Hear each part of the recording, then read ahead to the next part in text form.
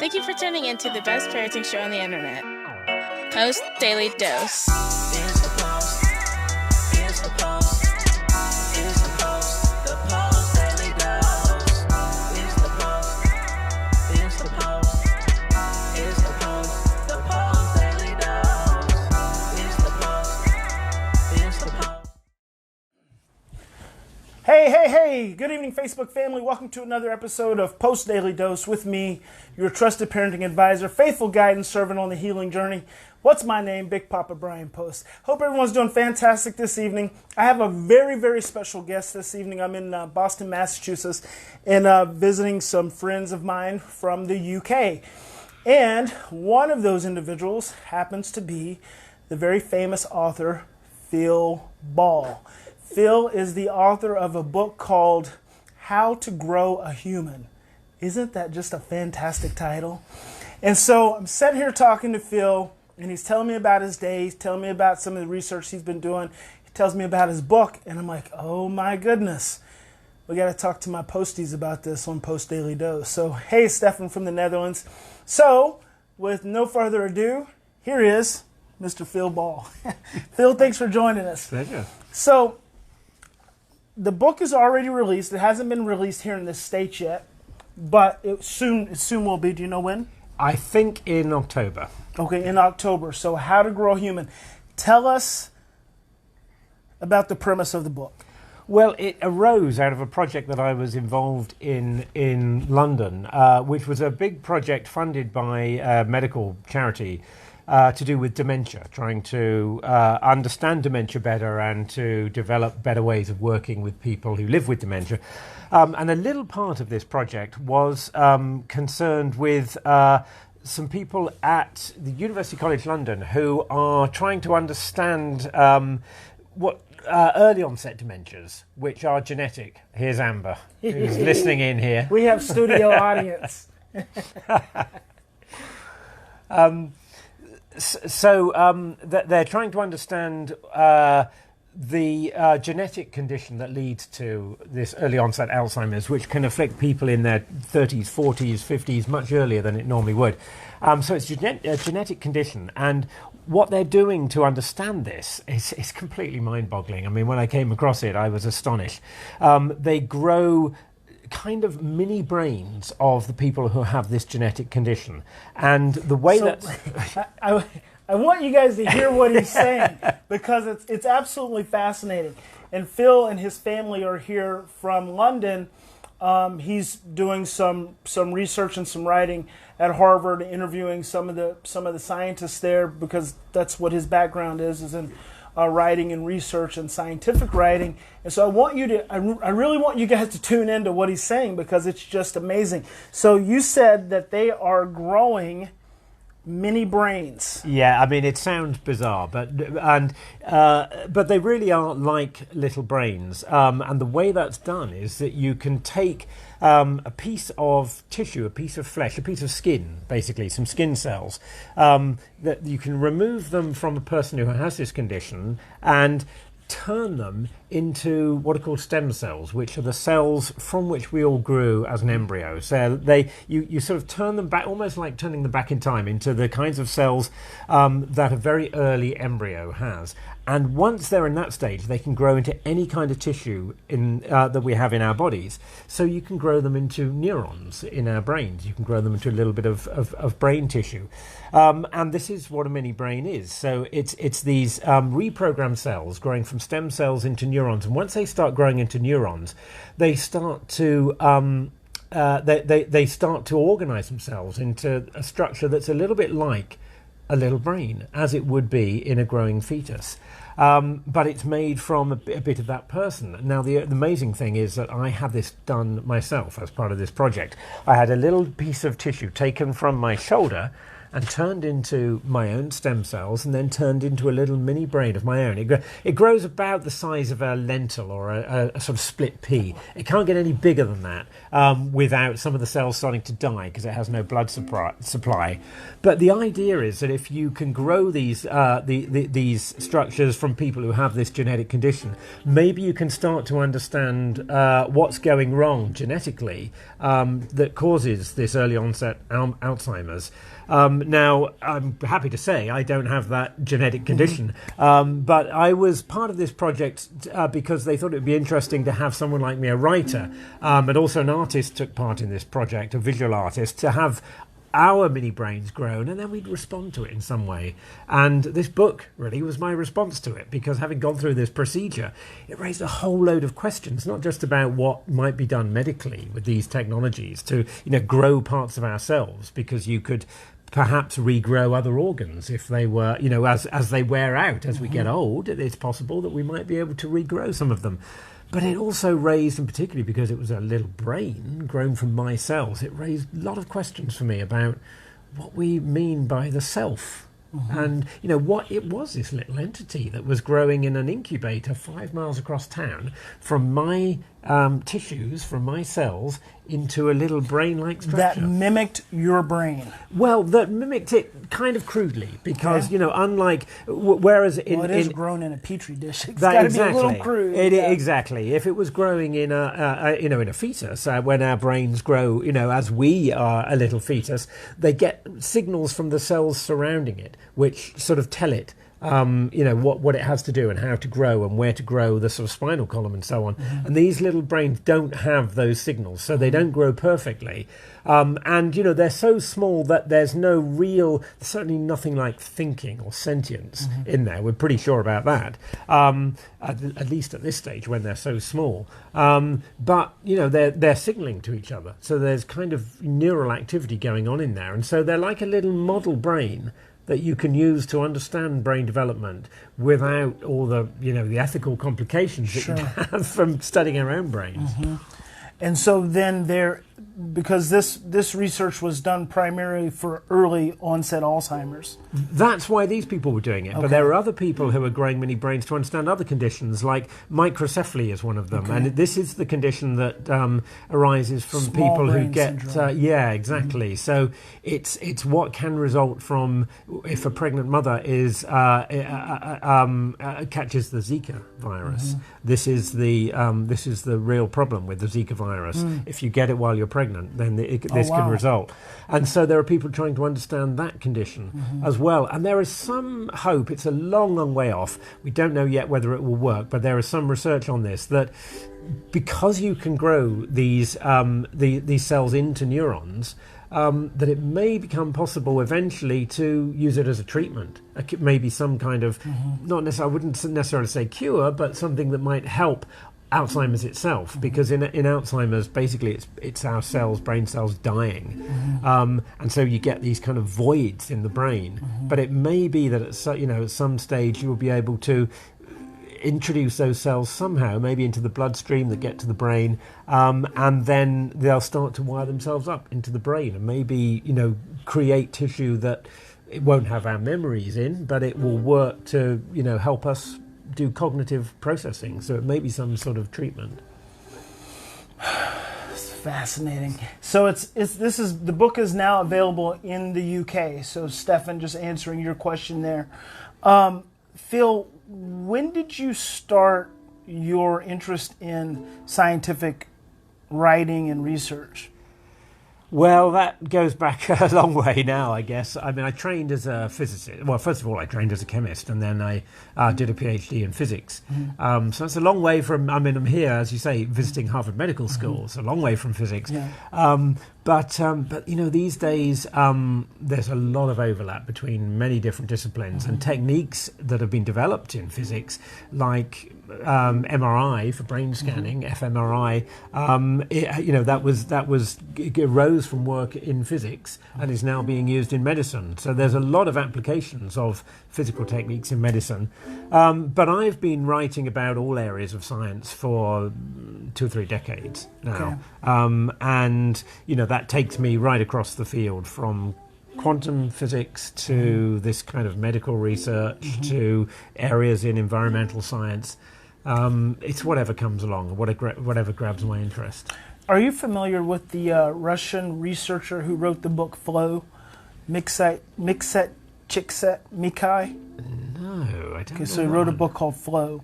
And one of the premises in the book, so a lot of his research is around emotion and the flow state. So if you think about extreme athletes, you think about that state you get into in your writing where you eclipse time, it all falls away, everything flows, everything flows, right?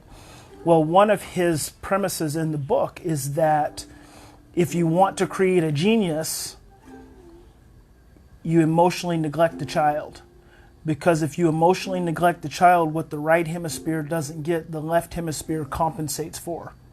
So the left hemisphere overcompensates because of the deprivation of the right hemisphere. What's your thought on that in the perspective of your own childhood? And Phil and his wife have an adopted child.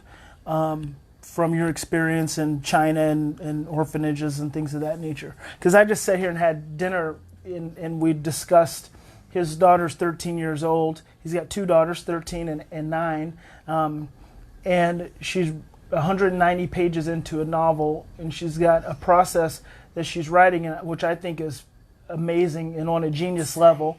And obviously Phil is operating on a genius level with his writing and technical skills. And so what's your thought about that?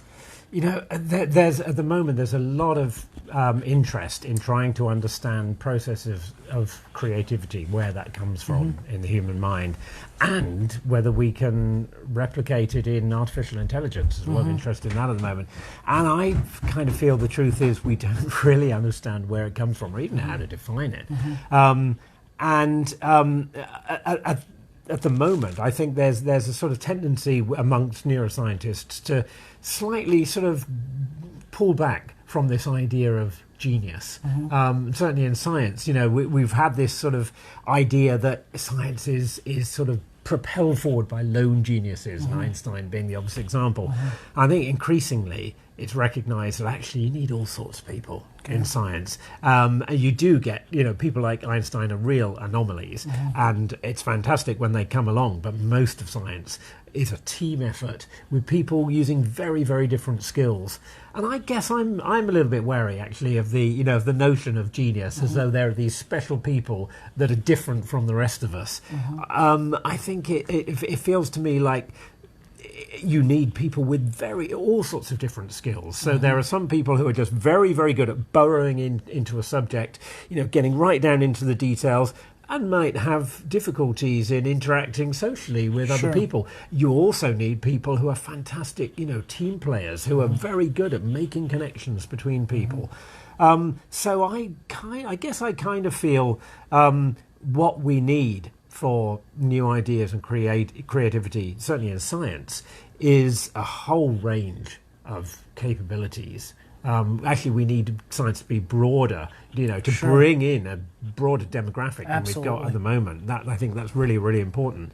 So, I wouldn't like to feel that there's any one way of developing genius in some way, and certainly not in terms of trying to sort of manipulate the individual to do that. It feels to me like so much like allowing children to achieve their potential is about us getting out of the way, rather than trying to intervene. They have their ideas. My daughters, both of them, have ideas that have just come out of them completely, and we're there to support them and encourage them.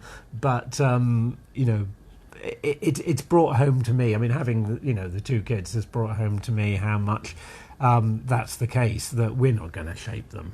What we do is important for them, but their ideas are going to be theirs. Very cool. What's your thought about how your childhood has influenced your work? Well, I guess, certainly when I was growing up, if you were capable at science, and it turned out that I was, you kind of tended to get pushed in that direction. Okay. And how important was that? it was important to me then because that was a part of the way I kind of defined myself, I guess. And I was, said to be good at science, and I could do it, and I could do. At that age, everything felt so easy, to be honest. It doesn't anymore. And so that was the way I kind of got, I suppose, sort of self-regard. And it feels to me a bit like ever since then, my life has been about getting away from that, stepping back from that. And, the notion that you could be interested in science but could do writing, could do other things with it. It never occurred to me at the time. So I never set out to be a writer because I never knew you could do that if you were scientifically inclined. And so I feel like, increasingly I'm just finding out what I'm trying to do now is to find ways of being creative and creative ways of communicating science, talking about science, putting science in some sort of context. And that in retrospect, it kind of makes sense. I was like my eldest daughter. I was always interested in writing, that I would write like she did. But there was no kind of plan for me that I would turn that into a career. Sure. I would definitely say that writing a book entitled "How to Grow a Human" is pretty creative. Well, it was. You see, what I wanted to do, and I sort of try to do this generally with the books that I write, is to talk about the science and where it might lead and what benefits it might have and why we might be interested in it, but also to try to set a bit of context around it, so that it's not just about the science, because there are all kinds. I mean, obviously there are ethical questions about this kind of work that comes up, because it could be used not just in neuroscience, but in medicine quite generally, but in reproductive technologies. That's another way. You could turn these cells into eggs and sperm cells and use them for reproduction, and that's been shown to work in mice already. And there are all kinds of questions that arise there. And those are the things that I felt it's really important to try to explore. Not to tell people this is what you should think, but Sure. to say we all need to think about this because this stuff is already happening. So we need to talk about it. One more question. Were either of your mother or father, were they scientifically oriented? Not at all. Not at all? No, it's a bit of a mystery where that came from. My maternal grandfather was trained as a chemist. He worked for the local gas board, so he wasn't a research scientist at all. So no, they weren't, and I was. It was from that. They were from that generation where it was unusual to go to university. They didn't go to university, so I and my older brother were the first in our family grouping to go to university. So it was, all of this was a new thing, and I guess this is just the way it turned out. You want to sit here? You want to? You enjoying this? So one last question. I just said that a minute ago. Is your brain still alive? Your mini brain? This one just about is, but my mini brain was cut up because it had to be. So it grew to the size it was going to grow, and at that stage they set it. They sort of set it in gel so they could slice it up and apply a stain to it so that they could look at it under the microscope and see what cells were there. So different cells, different types of cell lit up in different colours. They look rather beautiful when they're stained that way, but it does mean that's the end of the brain. So that's not alive anymore, but they still do have, the people at University College London still do have some of the stem cells that they grew from the bit of my arm in their deep freeze. So, there's still possibilities there. You never know when you're going to need them. Did you experience any grief or loss when your brain got cut up? I didn't. I mean, it's interesting, because you kind of think, oh, surely you wouldn't. But actually, I didn't feel that because I was confident that, it wasn't sentient in any way. But I did feel it was a bit of me still. And I felt kind of strange about that. I mean, interestingly, legally, it wasn't a bit of me. Once the cells have divided, they're classified as a cell line rather than a tissue sample, so it's no longer officially a bit of me. Oh, interesting. And there have been court cases about wow. that, about the use of people's tissue that way. And now there are laws about it, but in the early days it wasn't clear, how to classify that. But so I don't feel sort of possessive about it. So say that again. So I can cut off a hunk of your shoulder, and I can start growing. As soon as I start growing it, it's no longer yours. Yeah. Now it's a separate organism. You have no claim over it. It's legally it would be called a cell line. A cell it's line. a sort of bit of tissue for research, and I would have no claim on it. And it's happened in the past that this has happened to people who've had an operation, maybe on a tumor, and it's been taken out, and the tumor cells have been experimented on, and the person that they're taken from, it might be other tissues as well, they no longer have a legal claim on it. Wow. There are these laws have been put in place to just clarify, that sort of ownership. But from my point of view, it was just amazing to be part of this experiment. I was happy for them to use them, but I sort of felt like it's still a bit of me. And those cells are still, they have my genes. They have all my genes. Yeah. So that's a kind of curious thought. A bit of me is alive. It has to be alive. It could still be growing. Sure. But it's 1,000 miles away at the moment. So there's a movie coming out, I think it's this summer, but it's with Will Smith, and it's called Gemini Man. And the premise is that he was an elite soldier, and they took a chunk of his being and grew another of him. And then once they grew a duplicate of him, they tried to get the duplicate of him to kill him. But then every time he tried to shoot, every time the one who tried to shoot the other one would shoot the other one, like he knew it was coming or something. And so there's this one in just the trailer where the guy says, he knows my every move, So he hasn't seen his face yet, right? I think it's very funny that's the idea we have. Yeah. Because, you in principle, that might become possible. That you could, it's kind of like cloning, but not quite. But the only way you could do that we know of at the moment is to grow someone the way we do. Sure. So you'd have to grow it, make an embryo, and then it would take 30, 40 years before you've got another Will Smith. So it's not going to work. Right. But, all the same, these things are starting to become possible. And Sure. I found out just a few weeks ago that now, celebrities like Madonna are apparently employing people to remove all traces of themselves from, hotel rooms that they stay in. No cells from wine glasses. Because, or hairs or anything. Because this is becoming a possibility, and you can imagine how it could be abused. So it's going to be very interesting to see how that turns out. Yeah. Well, Phil, thanks for joining us. Pleasure. Amber, Thanks, thank you for joining us as well. All right, guys, good night. I hope you enjoyed that. Remember, How to Grow a Human is available in the UK now. It's going to come out here in the States by Chicago University Press. That's right, yep. In October, so look forward to reading that book. Hope you guys have a fantastic evening. Love you. God bless, and we'll talk to you soon.